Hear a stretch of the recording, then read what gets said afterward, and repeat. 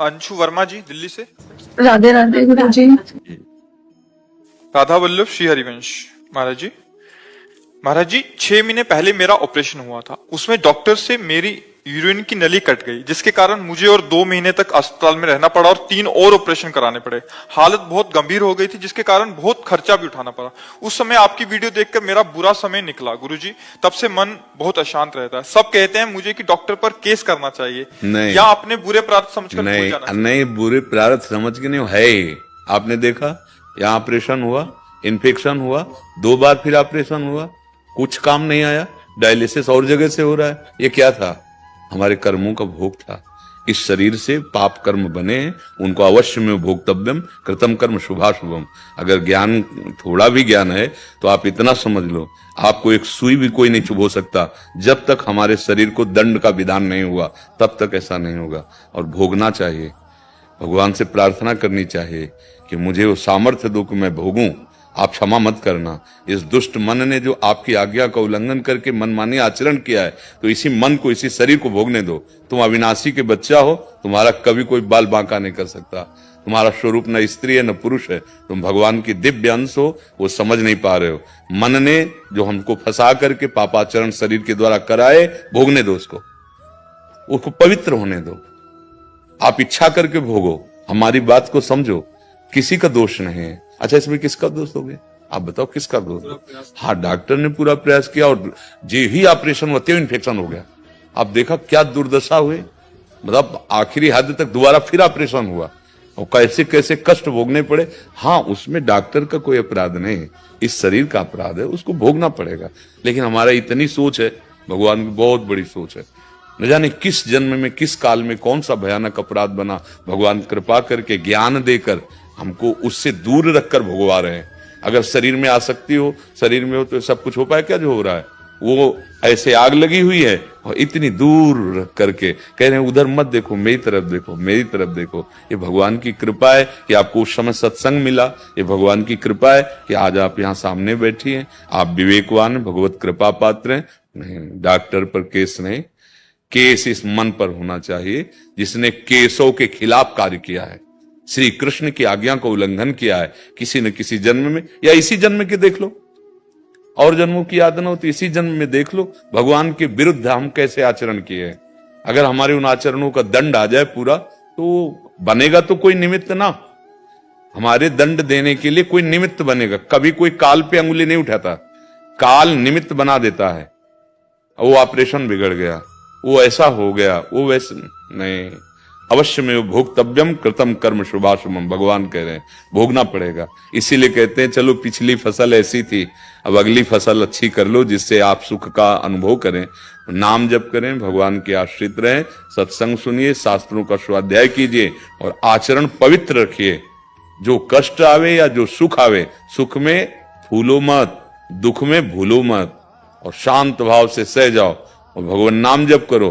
तो जैसे पिता की प्रॉपर्टी पर पुत्र का सर्वाधिकार हो जाता है, ऐसे ही भगवत प्राप्ति का अधिकार उसको हो जाता है जो दुख सुख को भगवत प्रसाद समझ करके सह लेता है, निरंतर नाम जप करता है, दूसरों का कभी दोष नहीं देखता।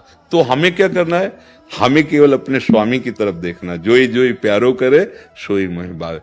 अगर अध्यात्म की बात समझना चाहो और अगर लोकवत बात समझना चाहो तो करके देख लो, तुम करके देख लो, कुछ नहीं होने वाला। क्योंकि हमारा कर्म हमको दंड देने वाला है, इसलिए कुछ नहीं होने वाला है।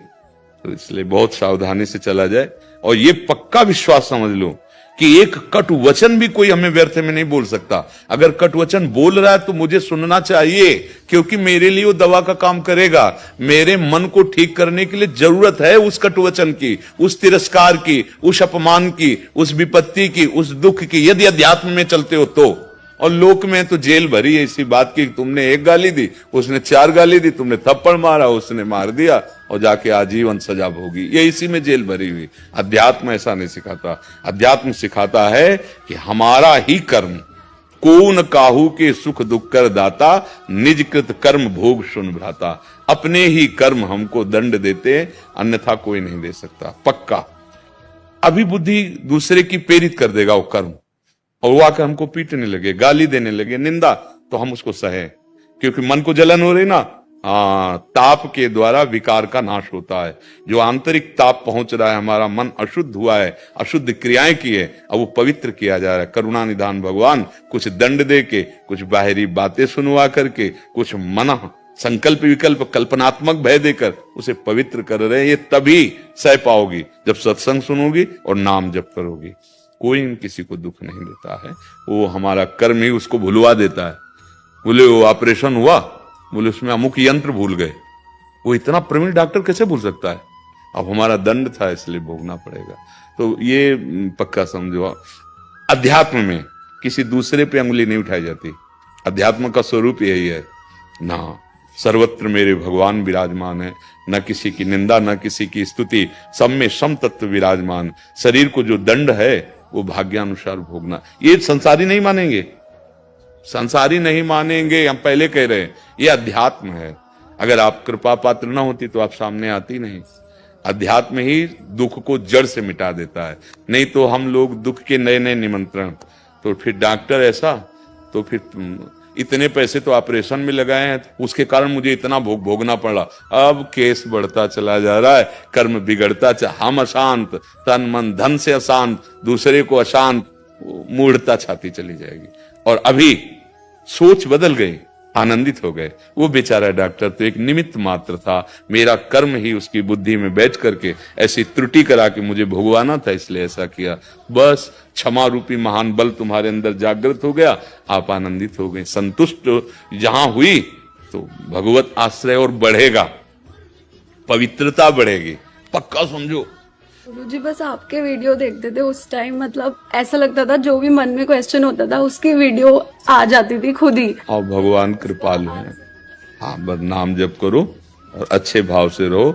अब लो लसानी अब ना नशे, अब तक गलती हुई, आगे गलती नहीं कि ये सब गलतियों का दंड है। कोई चाहे जितना बड़ा महात्मा हो जाए, शारीरिक दंड मिलता है। जो प्रारब्ध में हमसे बिगाड़ हो गए वो आकर भोग देते हैं। देखो बड़े बड़े महापुरुषों को, रामकृष्ण परमहंस जी को गले का कैंसर, भाई जी महाराज को कितने कष्ट, उदर में कैंसर, बड़े बड़े कष्ट देखे जाते हैं। ये निर्मल किया जा रहा है, धुलाई हो रही। अब हमें हरि से मिलना है ना, तो अब गंदगी नहीं रखी जाएगी, एकदम निर्मल। भगवान को निर्मलता चाहिए ना, निर्मल मन जन सो मोहि पावा, मोहि कपट छल, तो धुलाई हो रही, बहुत बढ़िया है। हम तो आप समझो या ना समझो, पर हमारी जो समझ है, अगर समझ जाओगी तो निहाल हो जाओगी कि प्रभु हमारे अपराध क्षमा मत कीजिएगा, आप हमें दंड दीजिएगा, बस आप अपनी स्मृति न भुलवाइएगा। आपकी याद बनी रहे, आपकी स्मृति बनी रहे। यत्र यत्र मम जन्म कर्म भी नारके परमे पदे थवा, राधिका रति निकुंज मंडली तत्र तत्र हृदय में विराजताम। स्वामिनी, हमारे कर्म के अनुसार आप हमें क्षमा मत करना, अगर नरक लायक है तो नरक भेज देना, पर स्वामिनी जो आपके चरणारविंद की स्मृति न छूटे, जहां भी भेजो आपकी याद, राधा राधा राधा, बस हमें कोई परेशानी नहीं। जागृत स्वप्न सुषुप्ति स्फुरत में राधा पदाब्ज छटा, वैकुंठे नरकेथवा मम गतिर नान्यास्तु राधाम बिना। चाहे ना लाडली जहां भी रखो, बस जागृत में हो या स्वप्न में हो या सुषुप्ति में हो, नरक में हो या वैकुंठ में हो, राधा राधा राधा राधा, हमें कोई परेशानी नहीं। सच्ची मानिए, अगर हमारा मन प्रभु में लगा है तो दुख सुख कौन अनुभव करे। जब ऑपरेशन किया जाता है तो बेहोश कर दिया जाता है ना, किसको? जीवात्मा को कभी कोई बेहोश कर ही नहीं सकता, किसी इंजेक्शन में सामर्थ्य नहीं है। नैनम छिंदन्ति शस्त्राणि नैनम दहाति पावका, न चैनम क्लेदन्त्यापो न सोचति मारता। शरीर जड़ है तो बेहोश किसको किया गया? मन को। उतनी त्वचा से या उसको पूरा बेहोश कर दिया गया। तो एक औषधि में इतनी सामर्थ्य है कि ऑपरेशन हो रहा, बेहोश होने के बाद उसको कोई पता नहीं चला। तो क्या नाम में, भगवान के रूप में, भगवान के चरणारविंद में इतनी सामर्थ्य नहीं? पक्का जितनी सामर्थ्य इंजेक्शनों में, दवाइयों में, वो सब भगवान की ही द्वारा निर्धारित की हुई सामर्थ्य है। तो हमारा मन यदि सा वही मन कृष्ण पदारविंदयो, अगर हमारा मन मनो में राधा या पद मृदुल पद में निवसतु, कृष्ण चरणारविंद में, राधा चरणारविंद में, तो क्या करेगी पीड़ा? है तो भयानक पीड़ा। अभी थोड़ी देर में डायलिसिस में पहुंच जाएंगे और तेरे दिन डायलिसिस होता है, क्या फर्क पड़ता है? राजी हो तुम? मुस्कुराओ, हम राजी हैं। आपकी स्मृति में हम राजी नहीं होंगे कि स्मृति तोड़वा दो।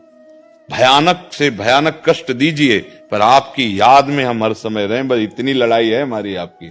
अगर याद गई तो फिर हमारे पास कुछ नहीं रह जाएगा। आपकी स्मृति है तो आप जो चाहो कष्ट दे दो, चाहे जैसी। तो आपको सच्ची कहते हैं, जैसे गैस के चूल्हे पर दूध चढ़ाओ तो उफान आता है ना, ऐसे आनंद का उफान आता है। कष्ट की दशा में आनंद का उफान आता है। अभी संसारिक आदमी नहीं समझेगा कि कष्ट की दशा में, विपरीत परिस्थिति में तो दुख की उफान आती है। नहीं नहीं, आनंद की उफान।